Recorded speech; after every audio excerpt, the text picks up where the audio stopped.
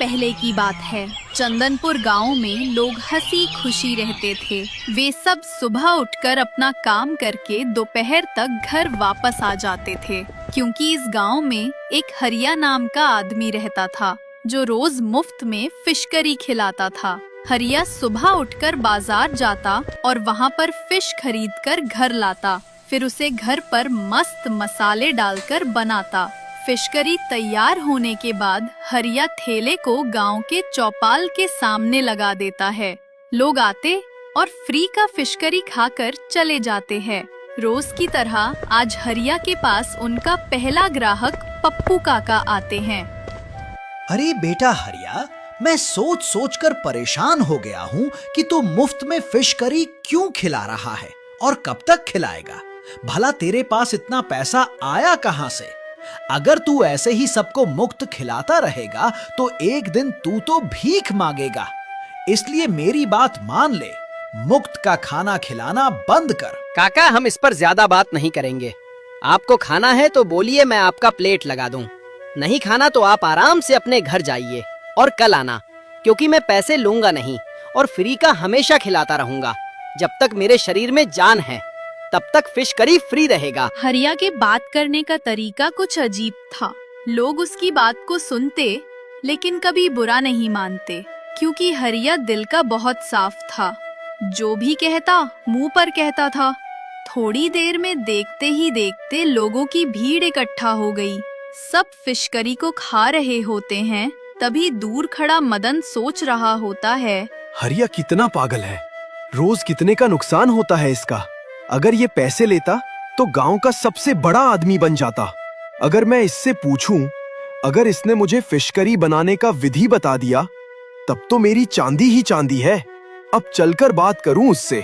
इतना सोचकर मदन हरिया के पास जाता है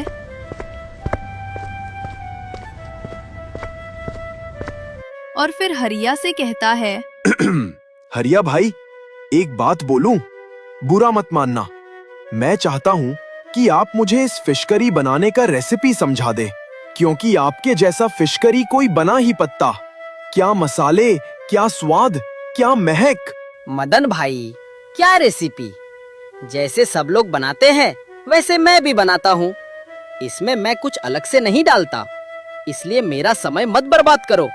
अगर खाना है तो बोलो, एक प्लेट लगा दूं। इसी तरह लोग आते, खाते और अपने मन में एक जिज्ञासा लेकर चले जाते हैं कि हरिया फ्री का क्यों खिलाता है।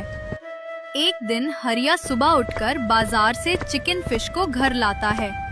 तभी मदन उसे देख लेता है और फिर मदन चुपके से हरिया का पीछा कर उसके घर जाता है और खिड़की से हरिया को देखने लगता है कि फिश करी बनाता कैसे हैं।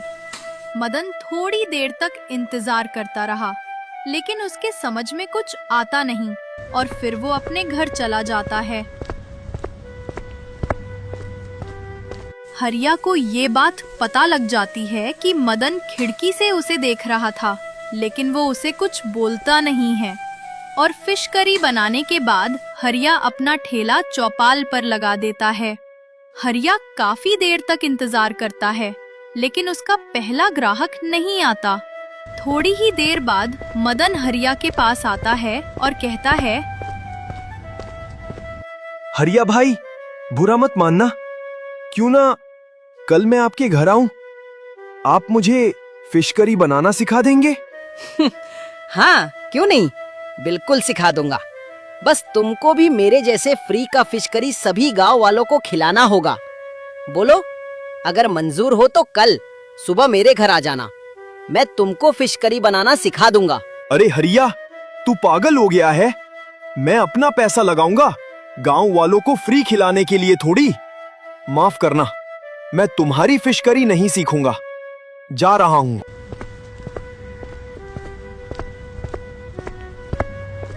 मदन के जाते ही गांव के लोग वहां पर आते हैं और फिर रोज की तरह फ्री का फिश करी खाते हैं। गांव वाले खा ही रहे होते हैं कि तभी दूसरे गांव का एक आदमी हरिया के ठेले के पास आता है। क्यों भाई, फ्री में फिश करी खिलाने वाला ठेला यही है क्या? क्योंकि मैंने सुना था कि इस गांव में एक आदमी है जो मुफ्त में फिश करी खिलाया है। क्या ये बात सच है? हाँ बिल्कुल, आप सही जगह है। मैं ही हूँ जो गांव वालों को फ्री में फिश करी खिलाता हूँ। अगर आपको खाना है तो बताइए, मैं अभी आपके लिए 1 प्लेट फिश करी लगा देता हूँ। नहीं नहीं, मुझे माफ करना। मैं इतना लालची नहीं हूं कि मुफ्त में सड़ा गला फिश करी खाऊं। गांव वाले पागल हैं, इन्हें कुछ भी दे दो खा लेंगे। जरा सोचो, कोई मुफ्त में क्यों खिलाएगा? अगर तुम इसे खाकर बीमार पड़ गए तो इसका जिम्मेदार कौन होगा? कभी सोचा है तुम्हारे बच्चों का क्या होगा? नहीं नहीं, आप गलत सोच रहे हैं।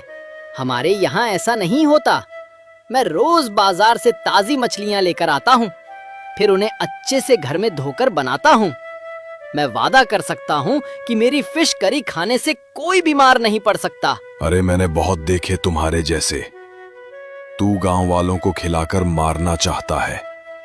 अगर इस गांव वाले मेरी बात न माने तो बाद में पछताएंगे, देख लेना। इतना बोलकर वो आदमी अपने गांव वापस लौट जाता है और इधर गांव वाले फिश करी खा खाकर अपने घर जाते हैं और हरिया भी अपने घर जाता है। घर जाकर वहाँ लेट जाता है और लेटते लेटते सोचता है, जमाना भी कैसा है, किसी का भला करो तो वो बुरा मानता है। मैं मुफ्त में गांव वालों को फिश करी खिला रहा हूँ, लेकिन फिर भी गांव वाले मुझ पर शक करते हैं। अब उन्हें कैसे मैं अपने इस राज को बताऊं? इतना सोचकर हरिया सो जाता है और दूसरे दिन सुबह होते ही वो मछली लाने बाजार जा रहा होता है कि तभी रास्ते में उसे गोलू मिल जाता है। गोलू को देखकर हरिया रुक जाता है। फिर गोलू हरिया से कहता है, अरे हरिया भाई, सुबह सुबह कहाँ चल दिए और इतने मायूस क्यों हो? कोई बात हो गई क्या? हाँ जगदीश भाई, कल मैं ठेला लगाया हुआ था, तभी दूसरे गांव से एक आदमी आता है और गांव वालों को भड़का देता है कि इस ठेले पर सड़ी गली मछलियों का फिश करी बनाया जाता है। अब तुम ही बताओ जगदीश, क्या मैं सड़ी मछलियों की फिश करी बनाता हूँ? नहीं नहीं, ऐसा तो मैंने कभी नहीं देखा।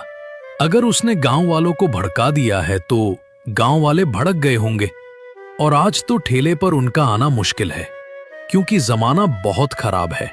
अगर तुम उनके लिए अच्छा सोचोगे तो सामने वाला हमेशा बुरा सोचेगा। हाँ जगदीश, बात तुम्हारी ठीक है। देखते हैं कि आज ठेले पर कौन आता है कौन नहीं आता। अगर आएंगे तो ठीक है, नहीं भी आएंगे तब भी ठीक है। मैं तो अपना काम करता रहूंगा। चलो ठीक है जगदीश, मैं मछलियां लाने बाजार जा रहा हूँ।